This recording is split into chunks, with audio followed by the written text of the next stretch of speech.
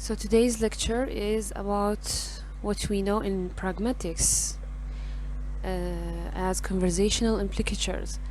So actually, this is one of the interesting topics that we find is related to our daily speech, our daily conversations. And it's really interesting to know examples and details about what we mean by conversational implicatures and how we actually use them on daily basis. So starting first, we of course need to know something about the term itself. What does the term conversational implicature refer to? And here comes number of points in which we can understand what we mean by this term. The term implicature itself alone actually is really important in the field of pragmatics because it significantly contributes to the explanation of the power of the context in explaining the function of language. Actually, when we speak, usually we are not aware, but the context in which we are speaking uh, really plays, let's say, a great role in uh, helping us in order to communicate certain meanings or maybe to communicate certain information to other people. But maybe we don't actually go into details in our speech as we are mainly focused on helping others understand what we want to say. So here it is more related to two things: the context of the, let's say, the utterance, and how this context actually helps in explaining how language functions. Okay, especially in in the interaction between two people. So this is the importance of implicature and the study of implicature and understanding implicature, because you see, not only in our daily speech, I think it's important when we are, for example, analyzing speeches, political speeches, when we are, for example, analyzing maybe the speech of some people in certain context. For example, we can imagine ourselves, maybe we are analyzing speech by criminals.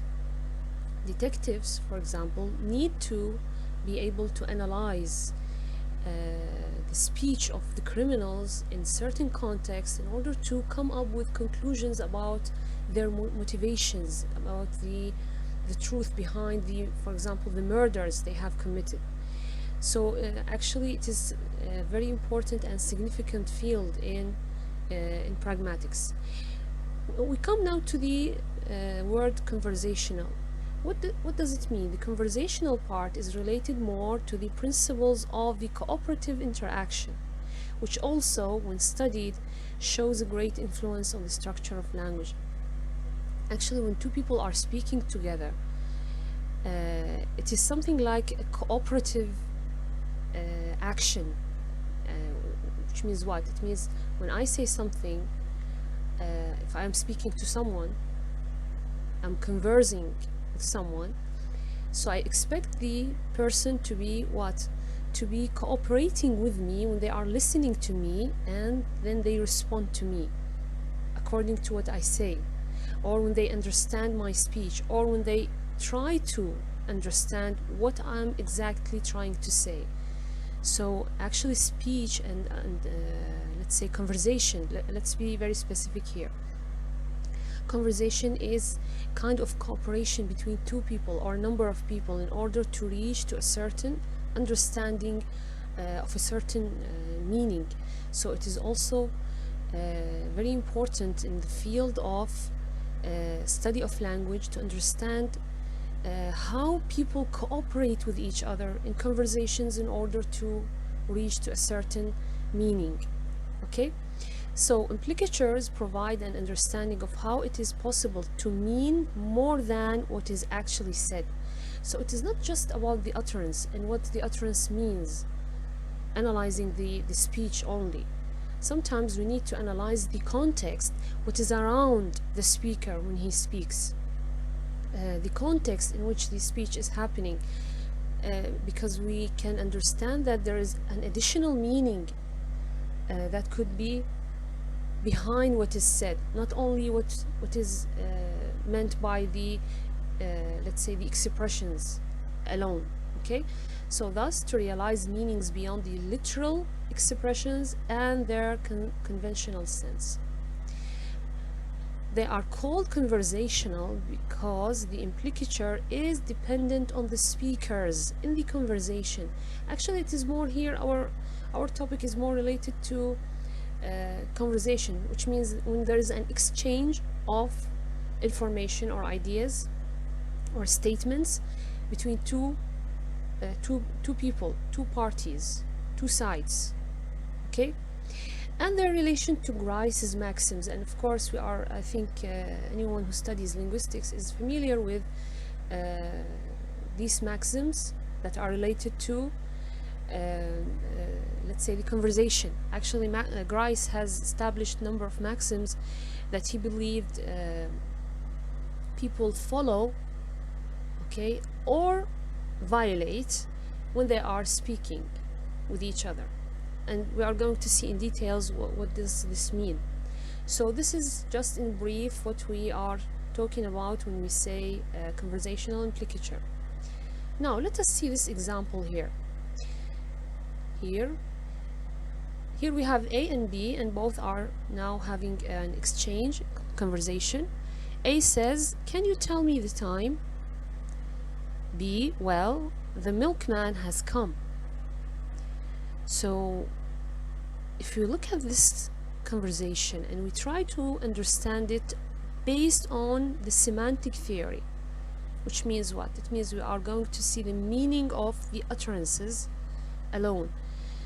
So if I am a semanticist, okay, and I want to give an analysis or a reading for this conversation, so it could be like this: do you have the ability to tell me the time? So A wants to know the time, and he's wondering whether B could tell him the time. So what does B answer? The milkman came at some time prior to the time of speaking. So in terms of understanding what B has said here, we can see that the milkman's coming is related to some time before the time of asking. Okay, but if we want to understand what's the meaning behind this conversation, actually it couldn't be just this, because if you notice here, B hasn't given A any specific information about time that could be relied on. So what time is it? How could A understand now what time is it now? The information provided by B doesn't give this sufficient understanding. Okay, however, what is being communicated here is more. Actually, there's something more behind this. So A is asking, do you have the ability to tell me the time of the present moment as standardly indicated on a watch? And if so, please tell me. Actually, A would be I think would be more satisfied to know the time exactly through knowing it through the watch, telling them. So when B answered, no, I don't know the exact time. So actually this is what's behind B's answer here, or speech. No, I don't know the exact time. Of course, if he knows the exact time, he would have said that, for example, maybe it's 9 o'clock or 3 o'clock or whatever. But I can provide some information from which you may be able to deduce the approximate time, namely, the milkman has come. So the B doesn't know actually what time is it exactly, but he has given information that could help A conclude or deduce what time is it. And this information is what? The coming of milkman. Maybe the milkman comes at a certain time every day, And so B depends on A's understanding and inference, or we can call it here, for using the exact term, B depends on A's ability to infer that the time the milkman comes, which is a usual or regular time, so A would understand what time is it. See, all of this, actually, the semantic theory would not be able to analyze and provide this information here in number 2. If we depend on the semantic theory, this is just the analysis we could provide. But we know actually that there is more behind this exchange than what the semantic theory gives us. So we can understand finally, sorry, this is here a conclusion. The semantic theory could not give sufficient explanation of how language works in this exchange. In 2, the meaning that is conveyed could be effectively conveyed and understood in terms of the implicature notion. So how did we understand this, or how could we come up with this understanding of this example, this exchange? Because we have made use of the notion of implicature. Actually, these meanings that we have here in number 2 are implied, they are implicated, and they could be understood by inference. We conclude this information. They are not given to us directly. Okay, that's why actually implicatures are really important. Now let's see what Grice has to say about implicature. So Grice suggests that there is a set of assumptions guiding the conduct of conversation. They are known as maxims of conversation. These are guidelines for efficient cooperative use of language. So as speakers, as we are, let's say, having a conversation between each other, according to Grice, there are a number of maxims. We can say that he means by them number of rules, we can say, or principles that maybe unconsciously we follow most of the time, so that the speech that we are having with each other becomes a cooperative process, after which we come up into a kind of let's say a good communication between each other. Okay, so what are these maxims? Actually, there are 4, and they are very well known. Number 1, the maxim of quantity, where one tries to be as informative as one possibly can and gives as much information as is needed and no more.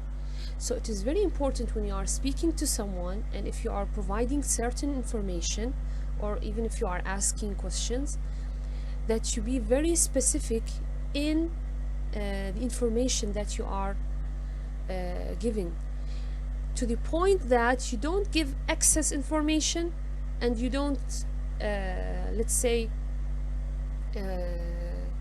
remove or not mention things that are really important for the speaker to know, sorry, for the addressee to know. You see, your information should be the quantity that is important for the addressee to make the conversation with them cooperative. Okay, the maximum of quantity speaks about the quantity of information. Okay, the maximum of quality, number 2, where one tries to be truthful and does not give information that is false or that is not supported by evidence. So when you are speaking to each other, actually we maybe on some subconscious level, we assume that we are speaking things that we believe are true. Okay, so if someone is asking about some kind of information, the other side, the addressee, the one who's being asked, would actually assume that the speaker, the one who's asking, is really after a certain information. He believes that they actually are truthful, they are honest in their questioning, they really need to know this information. Okay, and at the same time, the one who's supposed to answer is supposed also to give truthful information, should not, for example, provide any kind of false information. Okay, so the quality of the things that are communicated should at least be given importance here. Okay, number 3, the maxim of relation or relevance. Actually, sometimes it's called relevance, where one tries to be relevant and says things that are pertinent to the discussion. So of course, when you are saying things in front of others, of course you try to pay attention to what you are saying in terms of whether it is related to the things you are talking about. Are you giving information that are related to the context of the conversation, or is it maybe something something not so, or maybe something that would confuse the addressee? Okay, so this maxim, according to Grice, is called the maxim of relevance. Number 4, the maxim of manner, when one tries to be as clear, as brief, and as orderly as one can in what one says, and where one avoids obscurity and ambiguity. Okay, so your speech is uttered in a certain order. Let's say if you are speaking about things that are done in a certain sequence, the sequence should be what? Should be in order, so that you don't confuse the listener or the addressee with what you are saying. The things you say are clear, are understood, are brief. See, you avoid being ambiguous. So these are basically the 4 maxims of conversation. Of course, when we say that there are maxims that people follow in their speech, it doesn't mean that I should place these maxims in front of me as I am talking to someone and then pay attention to each one when I'm speaking. No, this is not the point. Okay, and this is what I'm going to explain here in the next slide. These maxims should not be understood as being guidelines to be followed literally. This is not the point at all. Of course, when we speak, maybe we don't even think about what we are saying. We just say things, right? Nobody actually can, for example, write these notes about the maxims and place them in front of them when they are speaking. We just speak, that's it. But what Grice is trying to say here is that at a certain level or at a certain point in speech, we all the time try to reach to these maxims as much as we are able to. Why? Because to make our conversation cooperative, okay, to make our conversation let's say functional, right? So let's see here our example. A is asking, where is Bill? B, there is a yellow VW outside Sue's house. So when you look at this conversation, someone is asking about Bill, and the answer is that actually there is a yellow VW, which is a car, of course, outside Sue's house. So how can we understand let's say this conversation? Of course, for us, or let's say let's speak here in terms of the ones mentioned here. For A and B, the speakers here, A and B, maybe there is a kind of relation between them.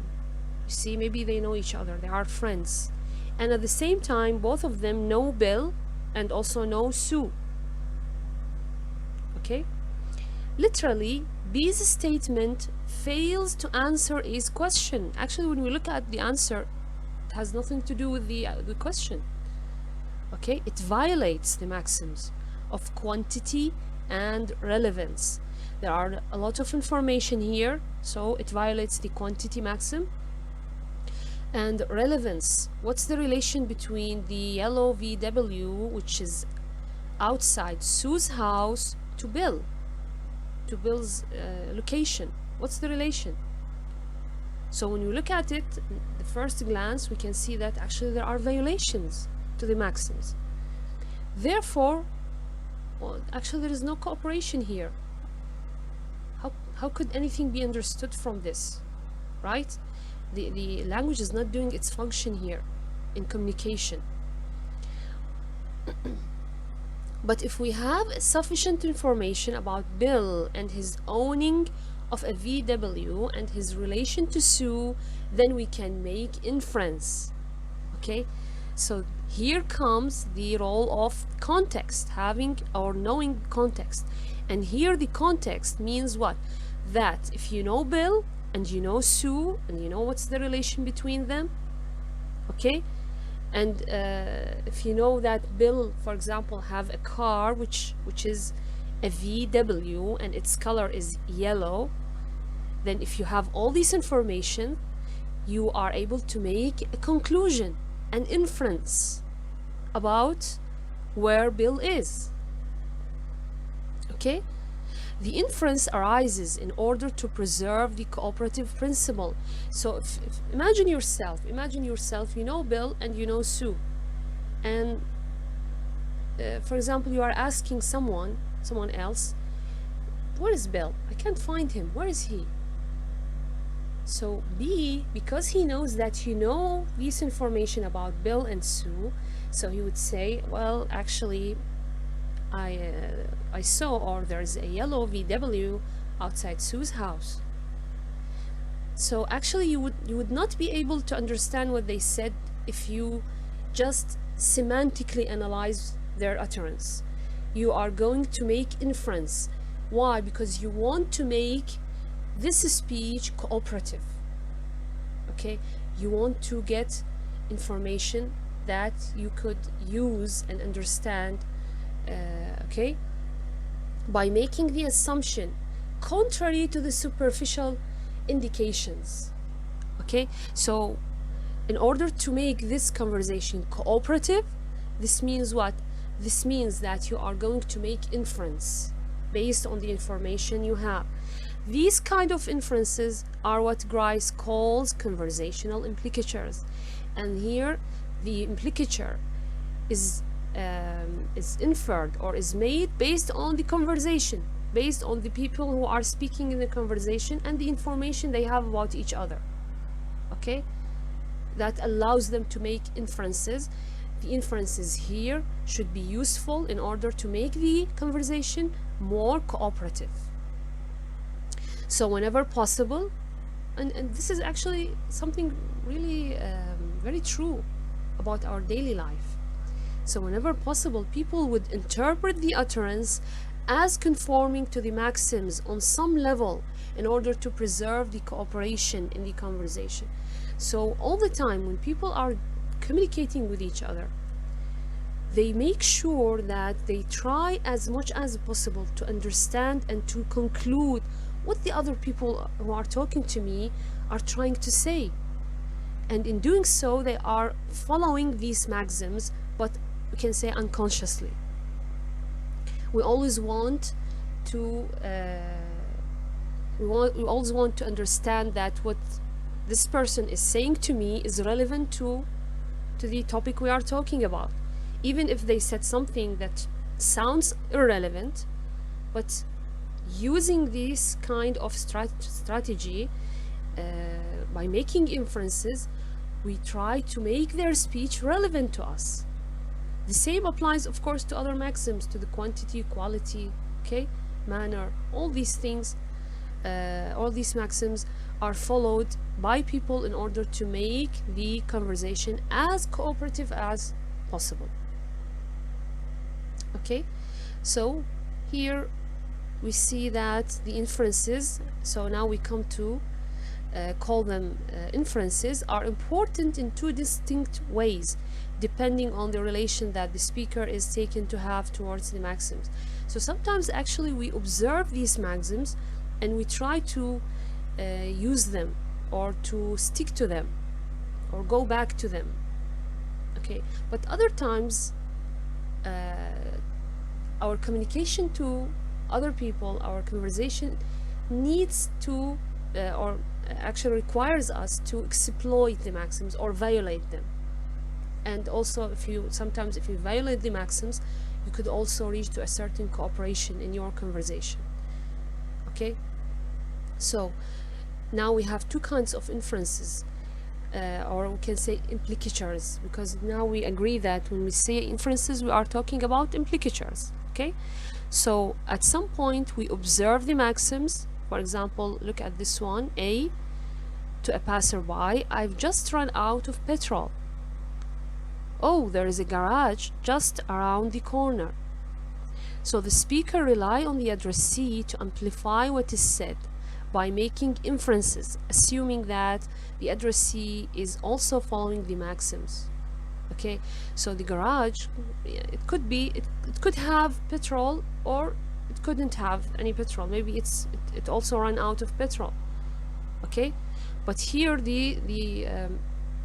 here B actually has given something so general. Look at this note here. These inferences may be called generalized implicatures. They don't require particular contextual conditions in order to be inferred. Okay, so there could be there are no actually specific information that denies or contradicts what is said here in this exchange. That actually there is a garage. If you go there, you could find petrol. Okay, but if you don't find any petrol, or maybe if you find that the garage is closed, maybe so this is something depends on your inferences as an addressee. This is a very generalized implicature, generalized inference that is dependent on the addressee's following of the maxims. Okay, you are responsible for making this let's say this information following the maxims. Okay, observing the maxims. Now if we come to the other kind, which is exploiting the maxims, let's see here the conversation. A, let's get the kids something. B, okay, but I veto ICECREAMS, which means ice creams. The speaker deliberately breaches or flouts the maxims. So if you look at this here, and if you look at this answer by B, he or she, they are spelling the word ice creams letter by letter like this, which if it comes to the maxims, there is a violation here. Actually, the manner with which the answer is given here violates. It's not clear. What are you saying here? ICERK. What are these? Just letters. So you are not clear in what you are saying, and you are not speaking the word as it should be uttered. But here B infringes the maxim. Why B is here violating the maxim? Actually, by violating the maxim in this manner, they are making A understand some kind of information that's important in the context. That is what actually B is trying to convey to A, that the word ice cream is not mentioned directly in case the children are present. So maybe the kids are around, and just by saying ice creams like this, they are going to ask for some, and they are trying actually to avoid buying ice creams to them. Okay, so here B violates one of the maxims, but here the violation is to communicate information to A according to the context in which the conversation is taking place, and here the violation makes the conversation more cooperative between A and B. Okay, so here the maxims, either they are followed or observed, or either they are exploited or flouted. There is another word we can use here, and in both cases our purpose is one, is to make the conversation cooperative. And we all know that after all, what we want from our speeches, and what we need language for is to be able to communicate clearly and efficiently with people around us.